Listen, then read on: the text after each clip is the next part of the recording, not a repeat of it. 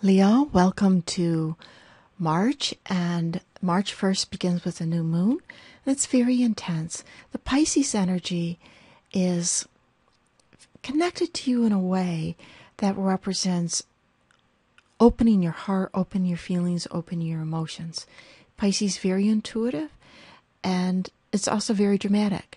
And Leo can be very dramatic too, very heart-centered. But it is in a place of your angle to you that represents adjustment. Where could the adjustment be? About your agreements with other people, especially when it has to do with, I'll do this for you if you do this for me, and share what's called shared resources, whether it's finances, time, or different agreements. The intensity of this weekend is that Mars goes retrograde on the 1st, and on the 2nd, Saturn goes retrograde, and Mars and Venus are square. Mars and Venus square is this contrast between what we want and what we're willing to do to get it. And for you, there's this element of communication. Where do I need to communicate or rethink or redo my communication? This is an excellent time for dream work for you with journaling or any type of journaling. Venus enters Aquarius on the 5th, going into the sign opposite yours. So this is very harmonious. You may find friends wanting to spend more time with you. Hey, let's go out to lunch. This is going on. Will you go out with me and do this with me? It's a good energy for you. Jupiter moves direct the next day on the 6th. And Jupiter direct is in the sign in Cancer, the sign behind you. And it represents you're being protected, or there's an opportunity to understand where you can, about things you can't see, where you can stumble in life. It will help you through meditation, through developing your intuition, through listening to messages that aren't normally seen. I call it the other dimension. Really being able to connect with that. And if it's a great time to take a retreat, do some yoga, anything that feels like a retreat for you, very good time. The full moon in Virgo is on the 16th, but you'll feel it developing over the weekend.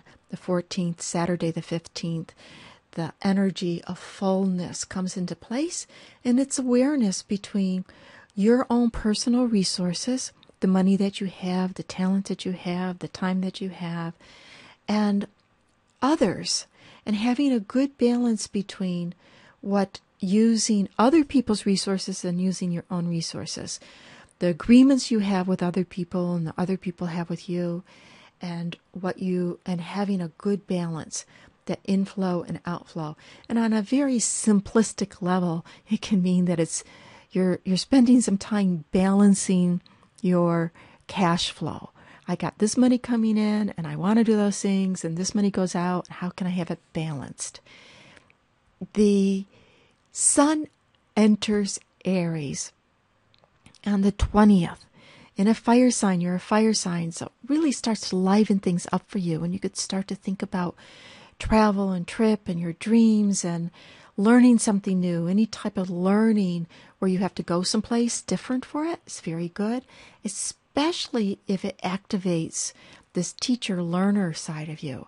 If you yourself are a teacher, or want to be a teacher, or want to lecture, or want to share and inspire others, this is activating that access for you.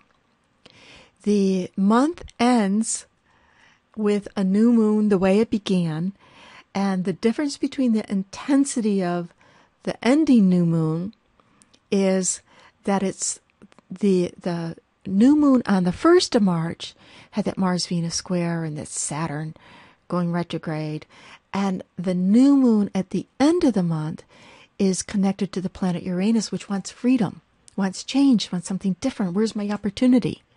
And it's square, the new moon is square Jupiter, and it's square Pluto. So Pluto can be, well, there's things outside of my control that I can't change, but Pluto wants transformation. And Jupiter, square Jupiter, says, hey, there's always an opportunity, but where's your opportunity? It's from listening to the messages within, listening to your inner guidance, understanding where you can trip yourself up in life, where your blind spots are in life, and that you can get awareness and messages through taking time to meditate, through listening to your dreams, through journaling. And that will allow you that opening of freedom. Now, just as we began with a Venus-Mars square in the month, now we have a trine, which is more harmonious. However, Venus is square Saturn.